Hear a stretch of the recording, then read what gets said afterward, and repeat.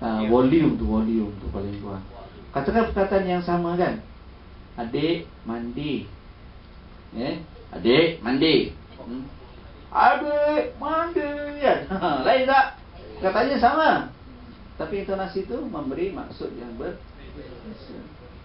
That's why apa intonasinya? Yang bersesuaian lah. Jangan terus volume 8, volume 4 lah dulu, 5, 4, 6 kan, lebih kurang lah. Yang santai okey, jangan volume 2. Itu macam kat kelambu je. Itu volume 2 Kita ambil volume yang sederhana. Okey. Yang ketiga apa dia? Dia punya apa tu? Persekitaran. Persekitaran. Kenapa? Tak ada volume dalam kelambu. Ada. Sound effect-nya. Nyamuk je bunyi. Okey, nyamuk yang bunyi. Ada yang balik rumah hari ni. Ada balik rumah. Okey. Persekitaran. Jauh dia pergi ke laut lah. Persekitaran. Persekitaran ni apa? Environment. Bilik. Lagi? Itu Tempatnya. Lagi? kursi, meja, Kursinya. kursi, Lagi? Aircon tak airconnya.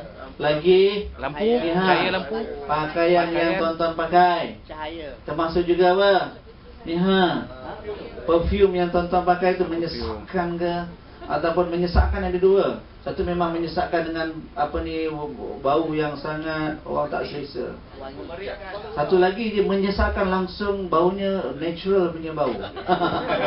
Dengan cuaca yang panas, tempat yang tinggi, berjalan tu dah peluh-peluh dah tu kan, bila start je dia dah dah lain. Itu juga boleh memberikan impact juga. Ni pakai ni. Paling kurang kita yang nyah bau pun okey lah, yang tak bau Tak ada kan, lah. okey. Okey. Itu masing-masing lah, Pakai itu pegangan nilai. Yang penting environment itu juga memberi kesan.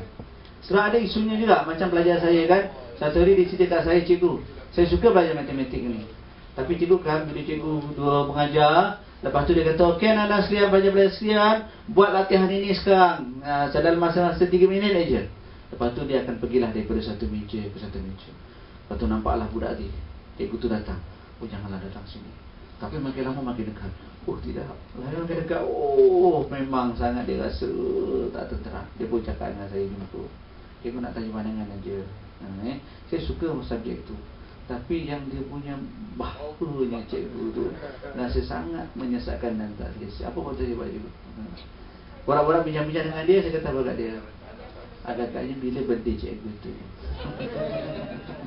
Tahu tak nampak tak? So dia kata dia pun apa? Dia belikanlah perfume. Lepas tu cikgu dah okey dah.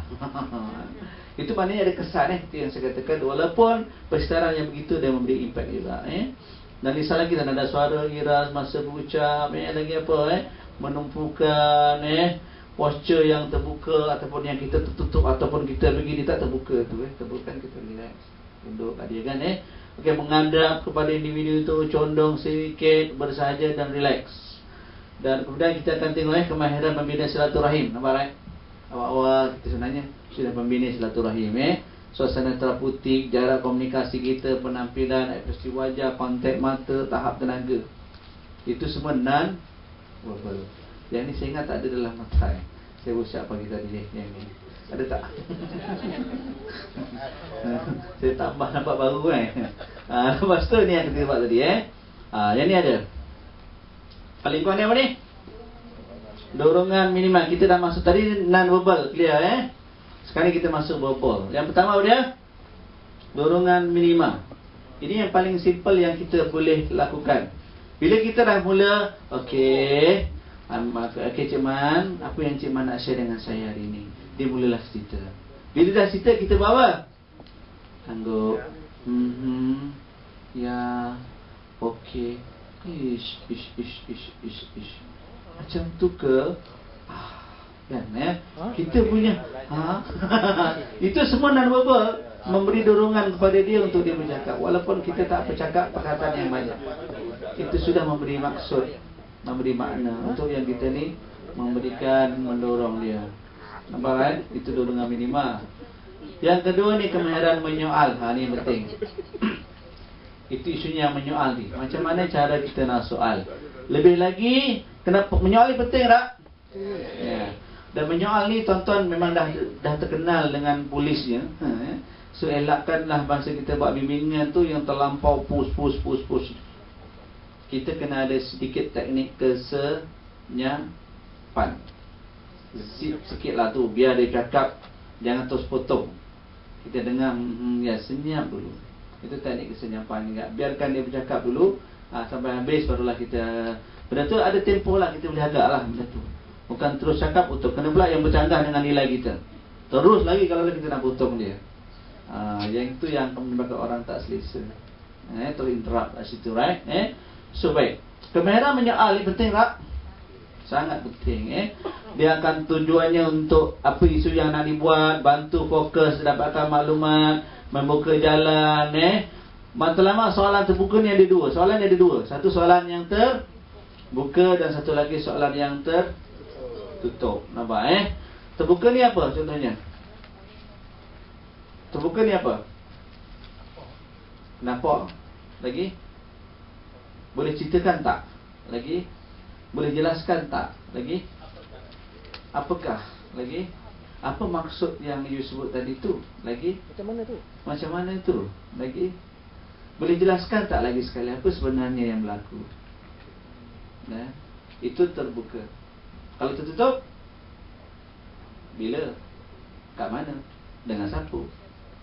Kan? Yang simple-simple dia hanya cerita. Tapi kebanyakan dalam kaunseling patutnya apa?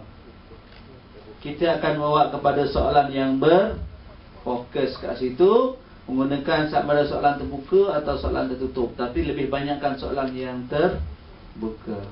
Kita banyak berfokus kepada benda tu, apa yang dia nak ceritakan. That's why kadang-kadang tuan-tuan dalam perkongsian, ada klien kita tu dia cerita macam-macam cerita. That's why lah tuan-tuan kena bawa, tarik fokus kepada benda yang dia nak cerita tu. Itu berfokus dan kita akan mula bertanya kepada dalam perkara itu. Nampak tuan-tuan Okay. Baik, sekarang kita cuba nak latih. Fokusnya ialah bagaimana kita nak buat soalan yang cari hidup bersyariat ni. Ini contoh-contoh mungkin Jadi untuk nasihatkan ni, apa yang perlu kita nak buat? Apa agaknya yang Islam ajar supaya hidup kita ni jadi tenang ni? Kita tak ada kata terus, kita kata apa agaknya yang Islam ajar. Okey. Nampak soalannya begitu Lagi apa? Macam mana cara yang nak cucikan hati? Lagi apa? Payah nak cakap.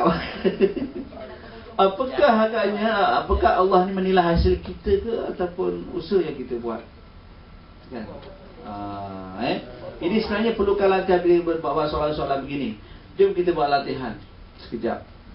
Dua-dua partner sebelah-sebelah ni bincang sekejap.